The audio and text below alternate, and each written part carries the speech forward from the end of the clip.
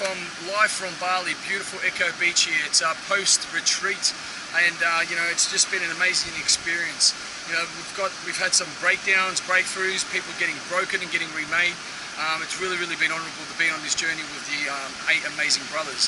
You know, the first day we had the VIP. They've gone through the leadership pyramid, or the leadership triad as we call it. You know, the first what we were decide and commit, and from decide and commit we went to be, you know, teaching people how to be flexible. You know, firstly you need to decide and commit what you're going to do in life and how you're going to move forward. Then to be flexible, you know, you need to be like water. You need to be able to adapt to every situation and overcome any situation, become bigger than any situation. And then the most important thing is action. You know, people know what action to take, but they don't know what steps to constantly be, you know, stepping into, so then they can, you know, actually make that that action become true. There obviously was creating identities, you know, people stepping into their character, becoming that identity they need to be to fulfill their prophecy, to fulfill their legacy and stuff like that. So then after that, all the brothers came in. So there was the VIP, which 4 amazing men got together, shared some amazing experiences. You know, just to have people confronting each other, and obviously men opening up to each other. That's what it's about. It's about being vulnerable. It's about surrendering yourself, and you know, just exposing yourself to other men. That's a therapy in itself. Okay, so then the next 4 days that, or the next 5 days that unfolded after that, were we had another. So we had another, what was it, 8 guys all up come down, and that's when shit got real. And you know, the way I like to teach is at the retreat we don't learn anything. Yeah, it's all unlearning. So all the rubbish, all the conformity, everything else that, you know, that life has been put in front of you, and the conditioning and the layers, you know, that's what we've done. And what we've done is we've structured it out to be in a you know, to be in the learning capacity of unlearning and peeling back those layers. So the first day was unlearning, which, you know, that was a lot of men have got their layers. Just so think of an onion, and we'll peel them back the layers, so then they can expose their greatness, learn that they've been great all this time, but they've just forgot about it. Then after that, the second day was called the discovery, and discovery was learning new techniques, learning possibilities, learning a lot of stuff about themselves, and learning that, you know, how powerful we really are. You know, people think that we have to grow and evolve. We are what we need to be right now. We've just forgot our greatness. So then the third day was the cleansing day. So what we done was we shocked the boys with, they thought they were going up for a cleanse. So after the cleanse which they were doing, we actually went up a mountain. And there wasn't any mountain. The method, how could I put it?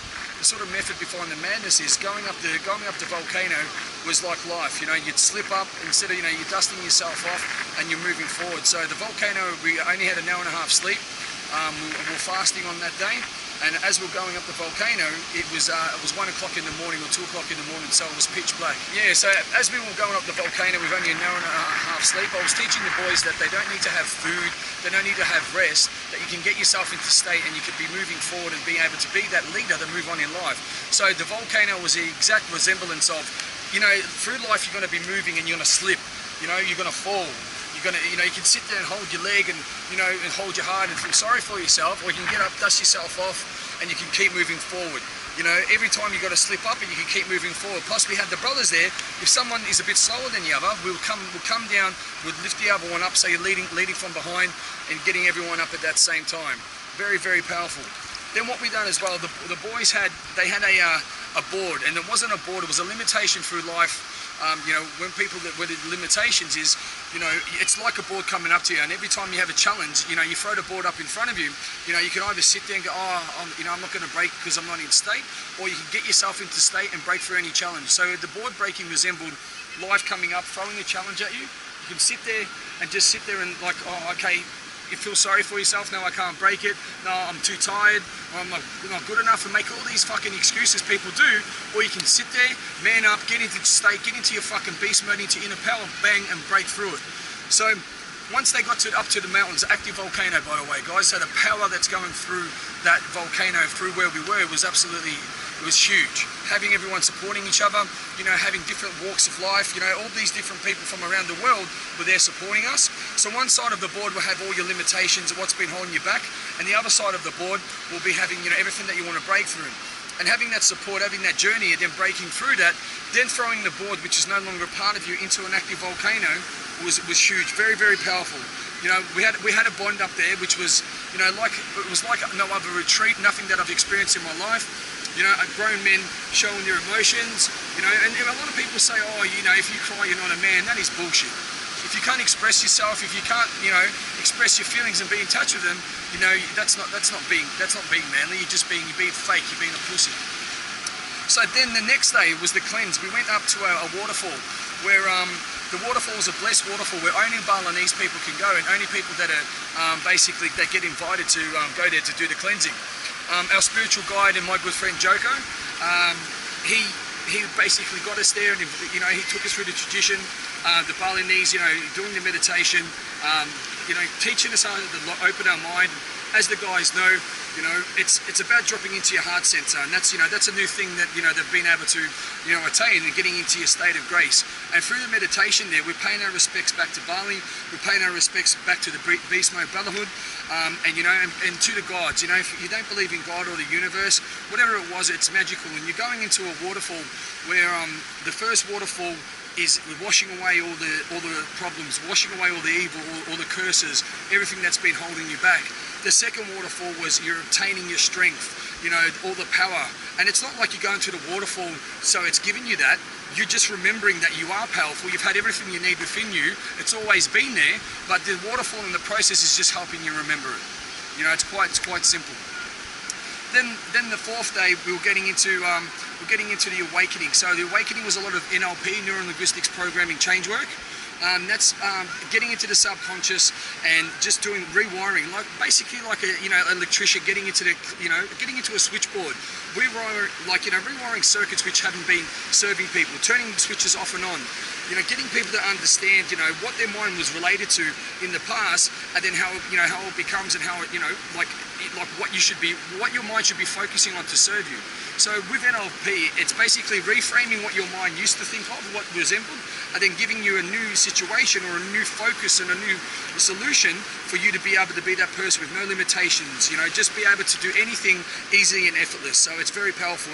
NLP uses the advancement of the mind to achieve a desired outcome. Then the last day, that's when we brought it all together, and that's when, you know, that's when everybody really got into their power and understood how powerful they are, and it's called the higher consciousness. So everything that we teach is about having a higher consciousness, seeing the world through a different pair of eyes, you know, understanding, like looking in the mirror and looking at themselves with respect, with self-worth, and knowing that, you know, you don't need to worry about what people are thinking or what people are doing. You do what you do because you're special. You know, we get caught up in all that scatter. But with the higher consciousness, now all the boys, they can hear better, they can see better, they can feel energy. They've just got a higher consciousness with the universe and how powerful and how amazing and unique they really are. So that was through everything intertwined over the amazing journey. Now we've built this bond, we've built the brotherhood. You know, some of the boys are still in Bali at the moment, you know, and we're going to have that for life, and that's what it's about. You know, we're not joking about, okay, a brotherhood, it sounds good, it sounds tough.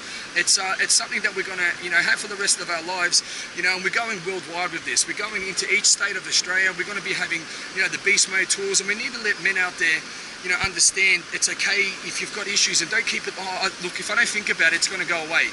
You know, if I don't talk about it, I'm not going to have to think about it. So out of sight, out of mind. But what happens is that's building up, that problem's building up.